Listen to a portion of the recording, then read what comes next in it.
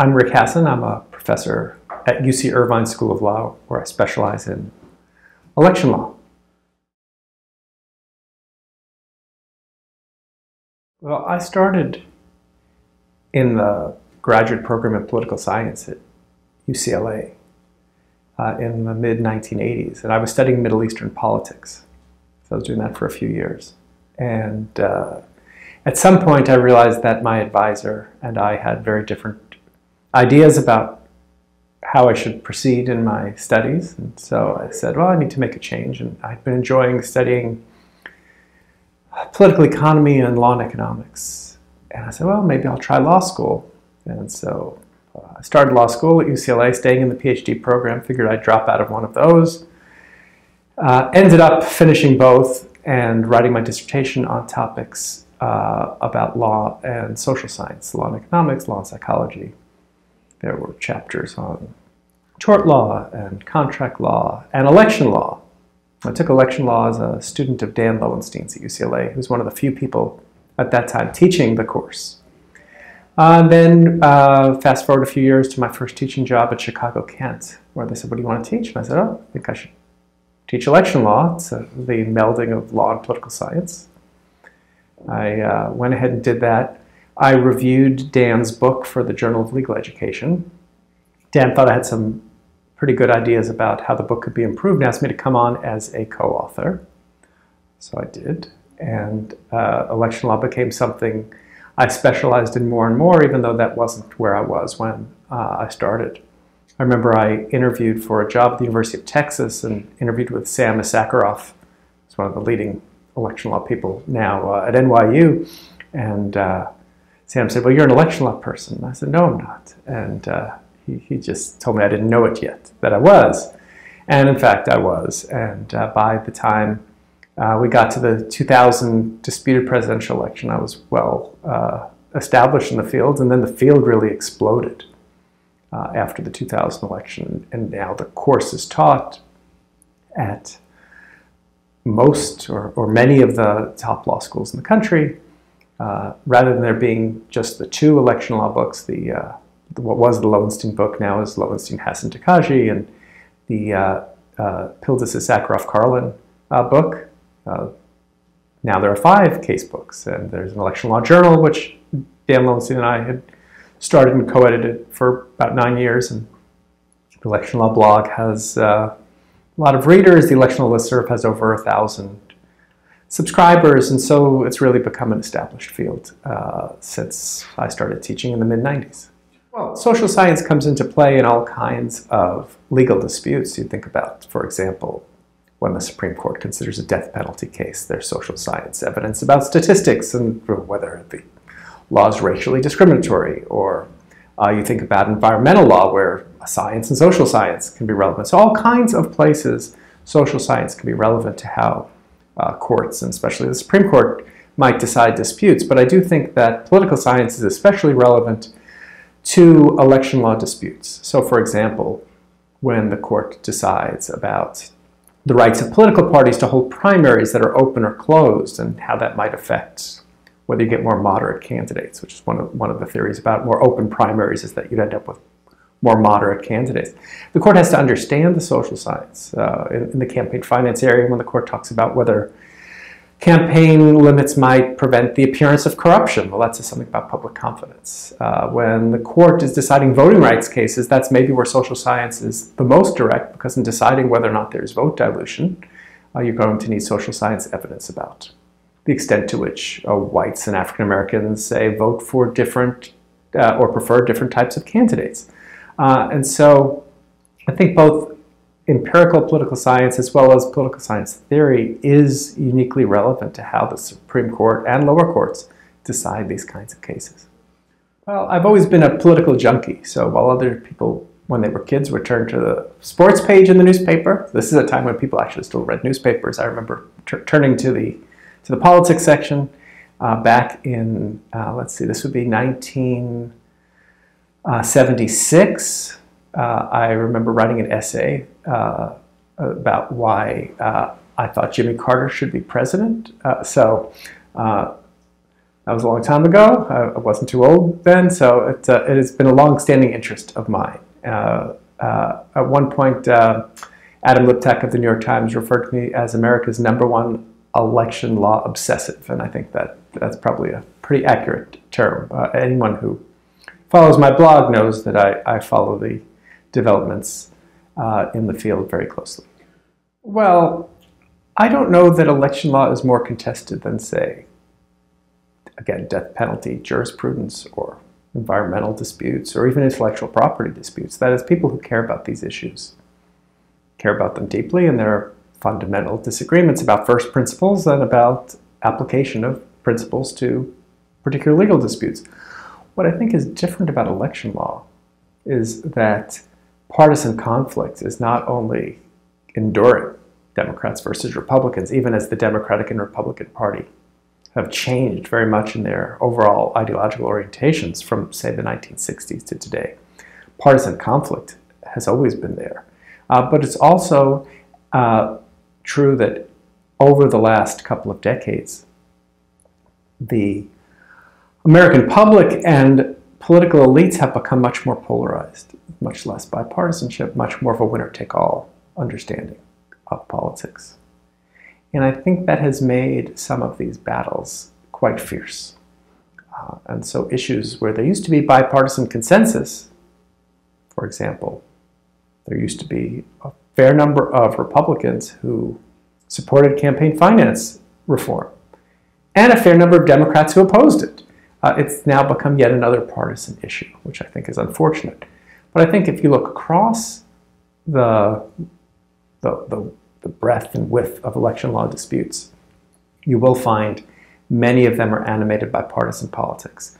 Many of the arguments that are made are situational. So when the candidate, whether Democrat or Republican, is behind in a very close election that goes to election contest, the mantra is count every vote, which we might today associate more with the Democratic side than the Republican side in terms of trying to count more votes and franchise more people. But really, when it's a close election, it's situational. And so when Norm Coleman is behind Al Franken in the disputed Minnesota U.S. Senate race, it's Coleman that's calling for counting more votes, and it's Franken that's calling for finality. So naked politics sometimes overshadows the ideological disagreements between the parties. There are many disputes within the political science field over what's causing polarization, whether it is something that is driven mostly by elites or trickles down to the public, whether it's enduring, whether it's not. I do believe that one of the reasons that we have more polarization today is thanks to the passage of the Voting Rights Act, as well as the Civil Rights Act and other laws which tended to cause the realignment of the political parties. So if we go back to the South, before the Civil Rights Act and the Voting Rights Act, there were a fair number of conservatives who were in the Democratic Party. And at this time, think of New England, there were many liberal Republicans. Think of Nelson Rockefeller. Think of, even think about the Maine senators, Olympia Snow, for example.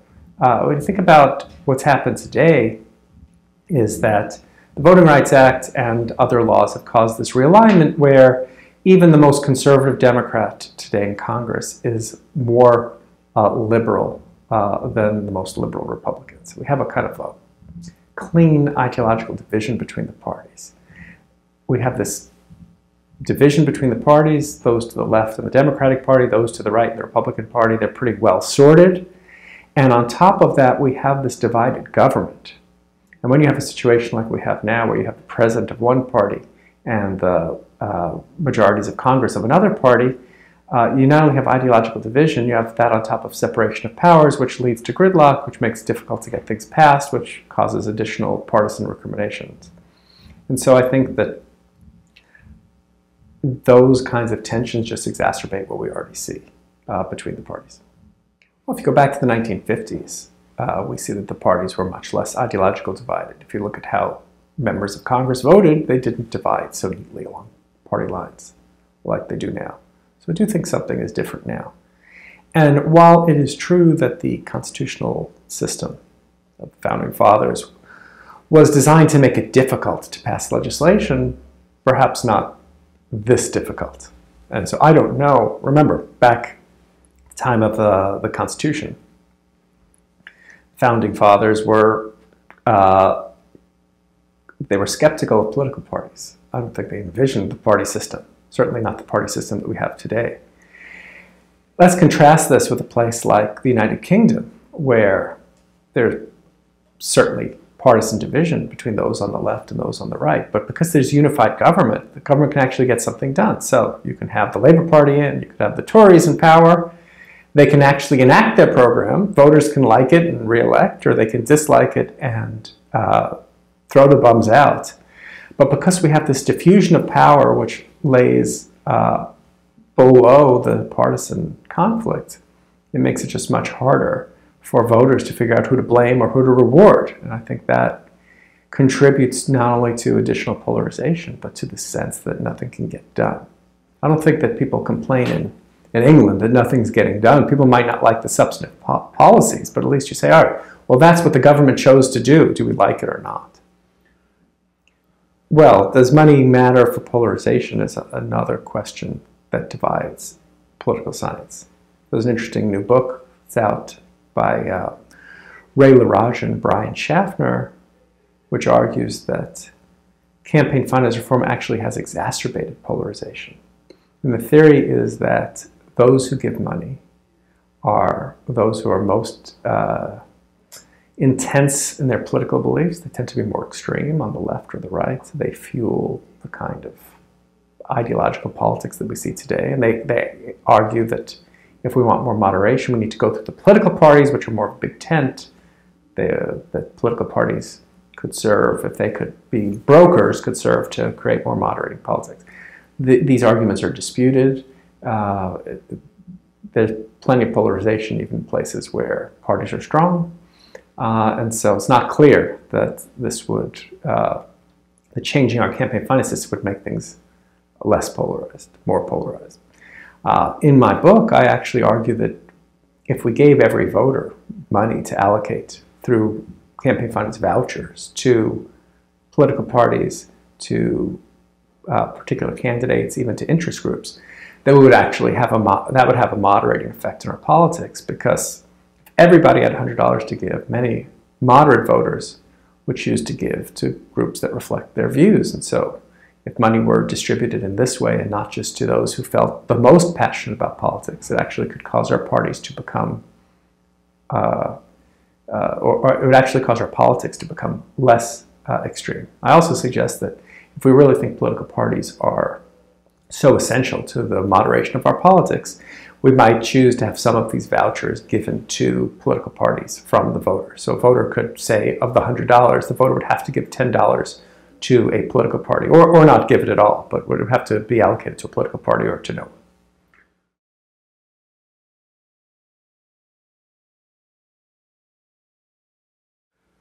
Well, let's start at the beginning, first principles. What is the problem of money in politics? For about 40 years, the discussion, I think, has been misfocused with an emphasis on the question of corruption or the appearance of corruption. And all campaign finance laws are justified on these anti-corruption grounds. The reason for this is that in 1976, in the U.S. Supreme Court's case of Buckley versus Valeo, the court held that when a campaign finance limit is challenged as violating the First Amendment rights of free speech and association, that the only interests that are permissible to potentially justify these limits is preventing corruption or the appearance of corruption. So the whole talk has been about corruption. And I think that that obscures what I consider to be the fundamental problem with money in politics today, which is not about corruption. I don't think we have, at least on the congressional level, a lot of politicians that are on the take. If we think of corruption, the classic corruption is a quid pro quo. I'll give you $10,000, you'll vote for my preferred bill. The problem is instead one of inequality. We have a system where those with wealth have a much greater chance than everyone else to influence both electoral outcomes as well as policy outcomes. And in the book, I talk about the social science evidence to back up this claim. It's not a crass argument that money buys elections, but it is an argument that if voting and elections are like a lottery, we're giving many more tickets to those with wealth to be able to influence the process. So the problem is really about inequality. And the problem with that, the problem with discussing that, is that the Supreme Court since 1976 has said that leveling the playing field, political equality, is an impermissible interest under the First Amendment. It's a forbidden interest. Just getting the whiff that equality could be an issue could doom the constitutionality of a campaign finance law, as we saw in a recent Supreme Court case involving Arizona's public financing system. And so we've had this warped discussion when I think what we really should be talking about is the problem that those with great economic wealth are able to take their economic wealth and translate that into political power in a way that undermines the equality that is really part of our tradition and our American democratic set of values. I would say two things about the relationship of corruption to equality. The first is that the word corruption is quite malleable. And if we were writing on a clean slate, what Lessig calls dependence corruption, the elected officials being dependent not only upon the people alone, but upon the donors, the donor class that runs the money primary before the election. Could you call that corruption and still be speaking the English language? Absolutely. But the Supreme Court has read the word corruption much more narrowly. And I argue, and Lessig has finally agreed, and I point you to his new book, The Republic Lost 2.0, a significant rewrite. He admits that much of what he called corruption is also, I would say, is instead a concern about political equality.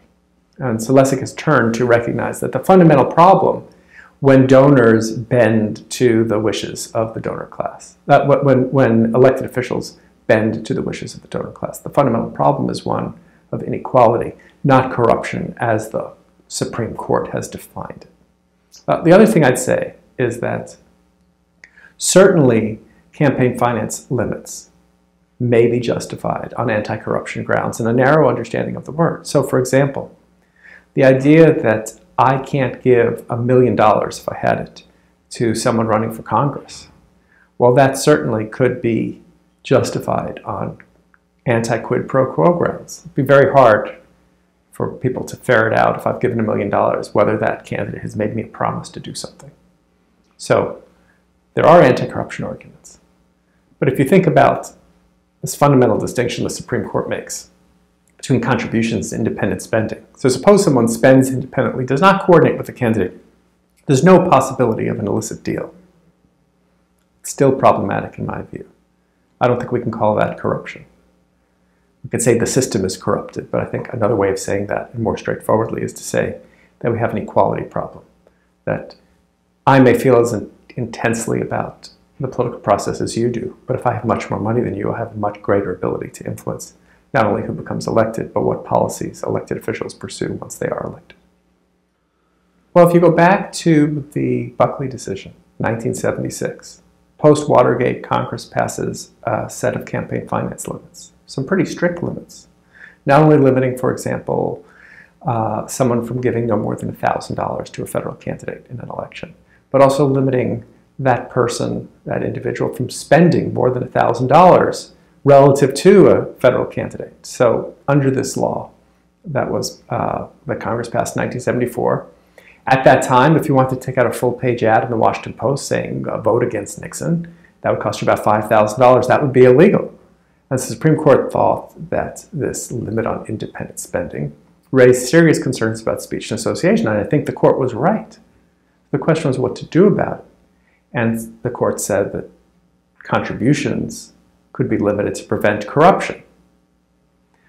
But then the court said that independent spending did not have the potential to corrupt, and therefore corruption couldn't be the basis for limiting, say, that $1,000. And then when the court turned to the question of whether leveling the playing field could be a reason to limit money, the court was concerned. The court was concerned, rightly I think, that we want to have robust political competition. We want people to be able to engage in rigorous competition for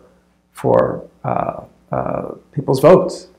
And so the question was, could you justify limits on the basis of political equality? In 1974, the court said no, that line violated what the First Amendment was about. I think since that time, there's been a lot of support for that position by some, but there's also been a lot of criticism of that position.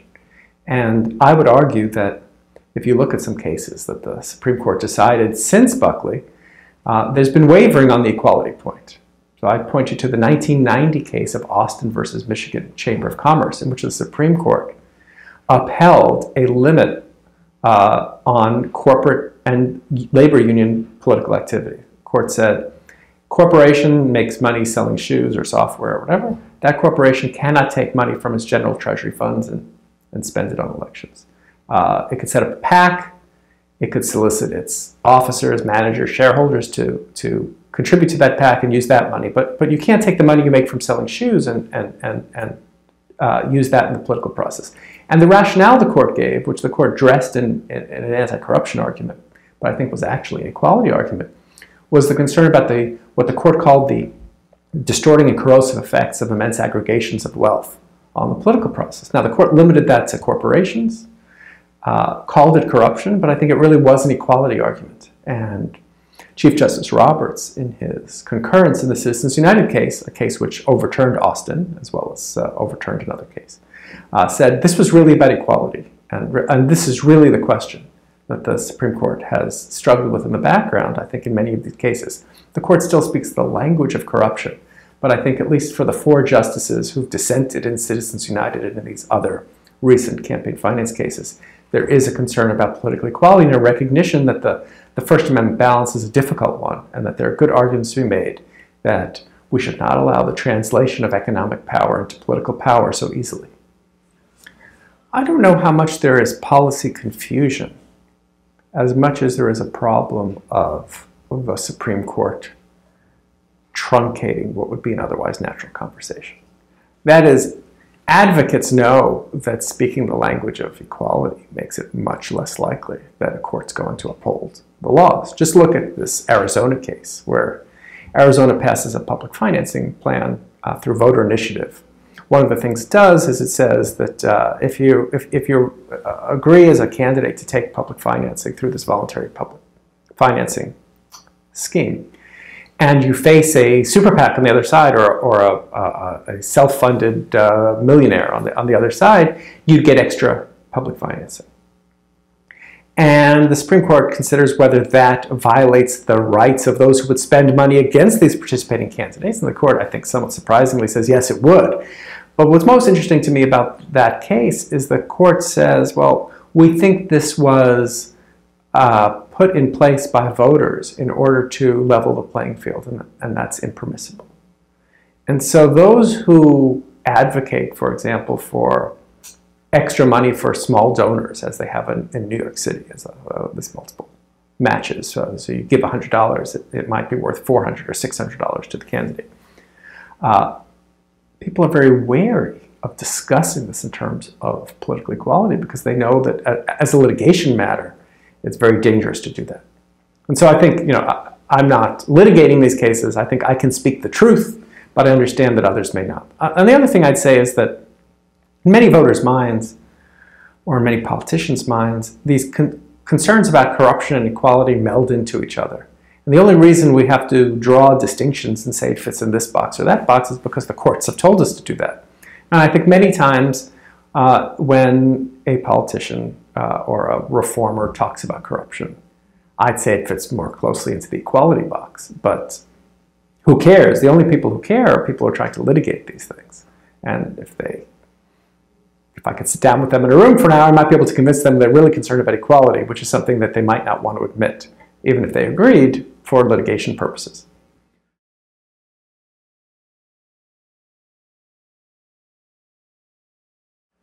Well, the system we have set up is that we make the Supreme Court just about the final arbiter on constitutional questions. Very difficult to overturn a Supreme Court constitutional decision. Constitutional amendments are very difficult. They require supermajority in Congress, supermajority of state legislatures, or a constitutional convention, which we've never had.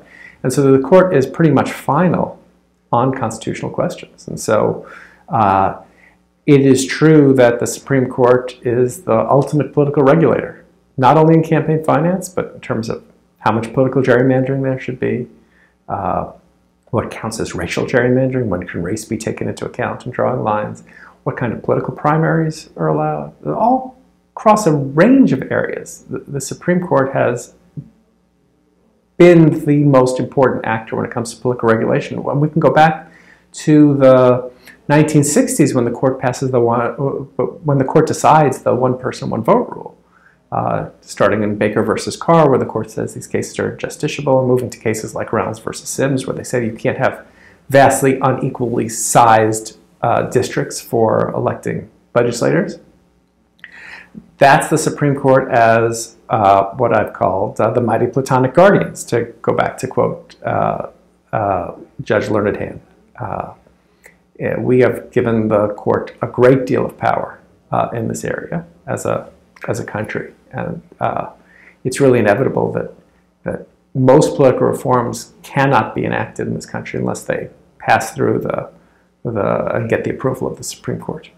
When it comes to the question of polarization in the Supreme Court, I think the first thing I would have to point out is that the current Supreme Court is polarized itself. You have 5 justices appointed by Republican presidents who are all conservative. You have 4 justices appointed by Democratic presidents who are all liberal. It hasn't been this way. I mean, you don't have to go back that far. You can go back to Justice Stevens, Justice Souter, Justice White. They didn't vote the way you'd expect someone from a political party would. Now, I don't mean to suggest that the Supreme Court is a partisan body. I don't think when the justices, individually or collectively, are deciding how to vote on cases, they are consciously deciding what's good for my party. But I do think that the ideological division that's reflected in our politics is also reflected at the Supreme Court. That is, the reason a John Roberts or an Elena Kagan is nominated is precisely because their views tend to line up with the views of their party. And so by voting sincerely, they play a part in this polarized politics. And so it's not a surprise that on the most important issues of the day, think abortion, think guns, think campaign finance, gay rights, for the most part, the court is dividing along political and ideological lines in the same way that Congress or presidents do. That's sort of a necessary corollary to our partisan polarized politics. Presidents are going to nominate people who are going to reflect the views of the party. And then it has a long tail. Someone's appointed to the Supreme Court in the 1950s. They could be on the court 20, 30, 40 years, especially with how long the lifespan is now. And so even as our polarized politics might fade, they might continue on the Supreme Court for decades. Well, I think if you look at the conservative justices on the court, they see campaign finance limits as censorship and incumbency protection and a means of squelching especially conservative views. And I think the liberals on the court see a different problem. They see money in politics as creating a problem of unequal access to political power. And so it's really a fundamental divide between 2 different worldviews over what the effect of money in politics are and what the biggest risk is. So to conservatives, the biggest risk is censorship and squelching of political speech. To the liberals, the concerns are, I think, both corruption and domination of the process by wealthy individuals and corporations. And so there's very little middle ground between those 2 positions. Now, we often think of or talk about Justice Kennedy as the swing justice on the court. On the issue of campaign finance, he's no swing justice. He is the author of Citizens United. He recently gave a speech at Harvard where he reflected about how things have not worked out the way he would have hoped in Citizens United. And some people read that as Justice Kennedy expressing regret about his decision. I don't read it that way. I read him as saying, I think the solution to the problem of money in politics is disclosure, and Congress should come in and pass better disclosure laws. The Supreme Court has said time and again disclosure is constitutional, unless as a particular individual or group you could demonstrate a risk of harassment, then you can get an exemption. I think Justice Kennedy would like a system of no limits and would like a system of full disclosure. The other thing that's said, and I know that we've had a lot of politicians on the right say this, that super PACs, these outside groups that are spending money, they're really problematic. The candidates can't control the message. And the solution for these politicians is more money right into the hands of the candidates themselves, more control. So rather than giving $1 million to the pro-Smith super PAC, give the money right to Smith. That raises, I think, greater concerns about corruption. I've said the corruption concerns are overblown, but that would raise a concern about corruption. It also raises the same concerns about equality. If you are somebody who is $1 million donor, you get access in a way that others don't. You get a chance to, a better chance to elect your candidate and a better chance to make your pitch if that candidate is elected. And just the threat of spending $1 million will have an effect on what those who might be on the wrong side of that will be willing to do. Supreme Court Justice Kennedy has said ingratiation, access are not corruption. And he may be right, depending on how he defines corruption. But it still doesn't mean it's okay for our democracy. I think it raises serious concerns about equality. So there's really an unbridgeable divide on the Supreme Court right now. And so the way to change this is, I think, not to try to persuade Justice Kennedy, which, right, that's the strategy. Talking gay marriage, you're talking Obamacare, you're writing your brief for Justice Kennedy. I don't think that's a strategy that would work in the campaign finance area. Instead, it would require changing the Supreme Court. And that's why I think the upcoming presidential election is so important in terms of the future of the Supreme Court. When the next president takes office, about a year from now, there will be 3 justices over the age of 80. 1 justice will be 78. There's a chance, especially if that president has a second term, that that new president will be able to appoint 1, 2, 3, or 4 justices to the Supreme Court, thereby potentially shifting the balance of power for up to a generation. And so it's a really important election in terms of the Supreme Court. The Supreme Court's not a really salient election issue, but it's too bad because no matter what you care about, whether it's abortion, guns, immigration, environmental law, campaign finance, affirmative action, everything goes through the Supreme Court. And the Supreme Court has so much power in our country, but the court's decisions are written in a legalistic language that's hard to understand. The court's oral arguments are not televised. The court is this opaque body that makes very important decisions that are really outside the understanding of the public. And so it's hard to make it an election issue, but I do think it is, as I've written, the most important civil rights issue of the 2016 election is the composition of the Supreme Court.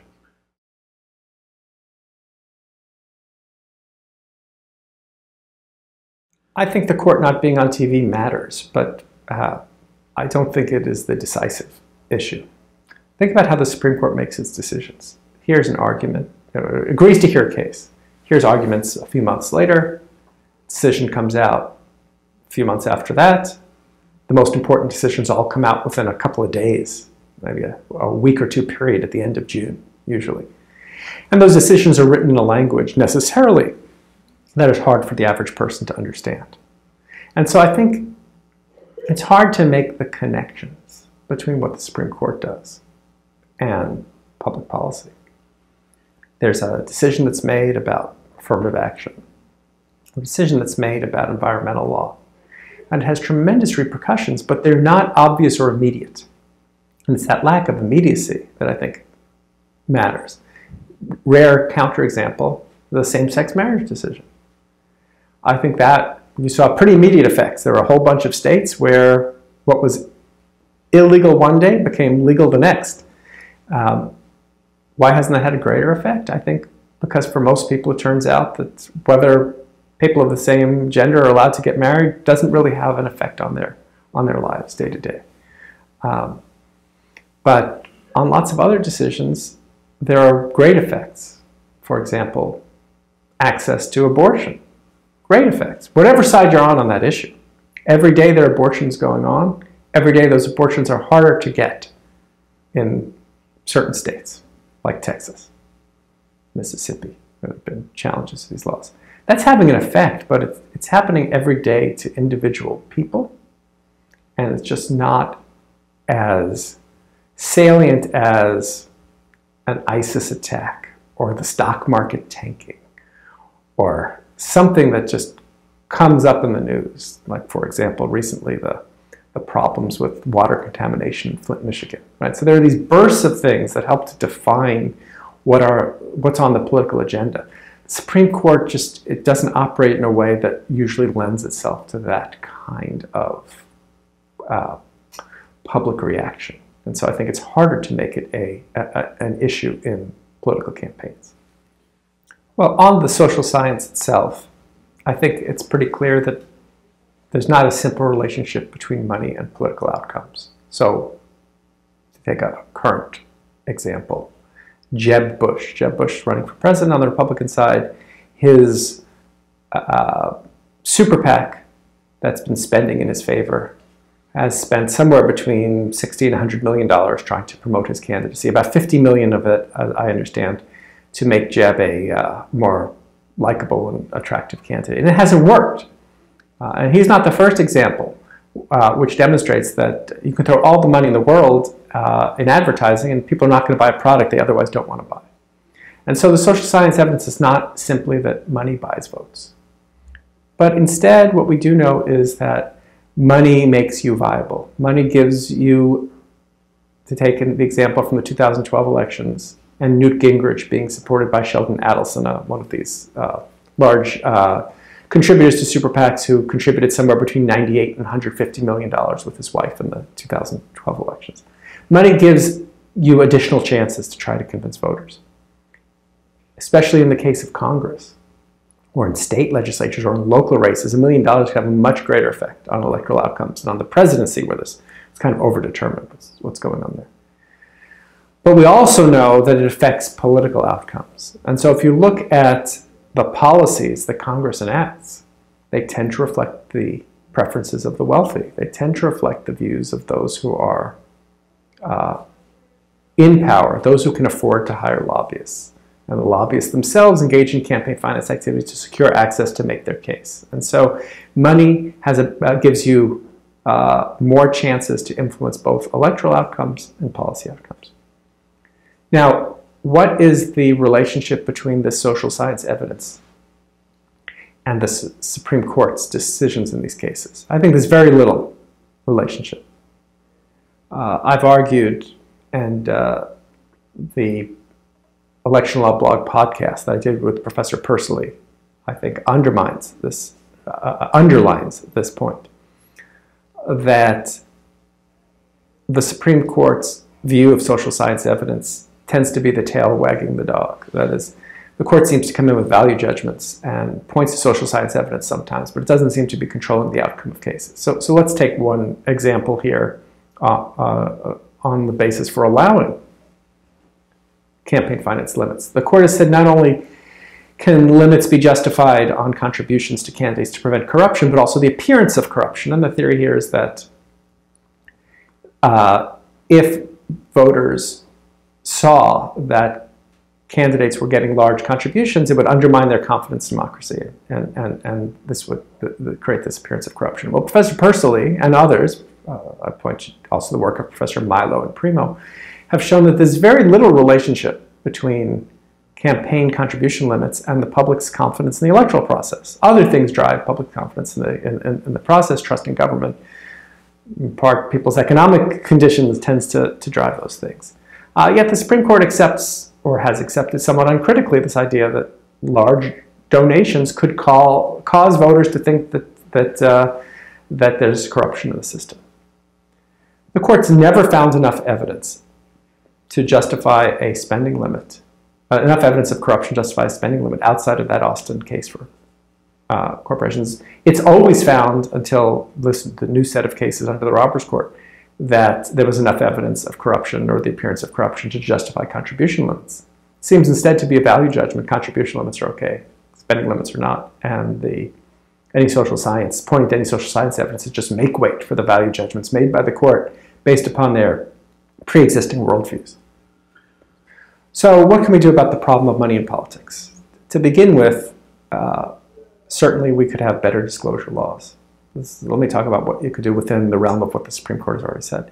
We certainly can have better disclosure laws. Disclosure laws that make it clear in every instance who's contributing money to affect the outcome of elections. And Congress won't do that on the federal level. There needs to be improvements. On the state and local level, things could be made better as well.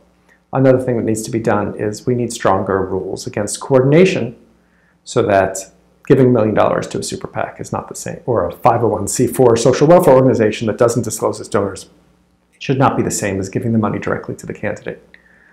Again, this is a problem of political will. It's a problem of the Federal Election Commission not creating better regulations. It's not a constitutional problem. There's also plenty of additional campaign finance laws that are being challenged on First Amendment grounds. There needs to be a defense of those laws. And so groups need to be in a defensive mode. So short term, that can be done. Further, there can be public financing, especially I've argued in my book for campaign finance vouchers. I was very happy to see that Seattle is the first city to pass a voucher program. I'm anxious to see how that works out. And I think other novel ways of experimenting with small donor public financing is a good thing. Longer term, I think the project needs to be to change the Supreme Court. That is, there's only so much that can be done along the edges to try and improve public financing. It's going to take a new progressive Supreme Court majority willing to carefully balance not only anti-corruption interests, but also equality interests against the very legitimate First Amendment concerns that come up about free speech and association. We still need a balance, but we need a new balance, one which recognizes that we don't want to live in a plutocracy or an oligarchy. We want to live in a place where those with the greatest economic power can't take that power and have a much better chance of influencing the outcome of elections and politics than the rest of us.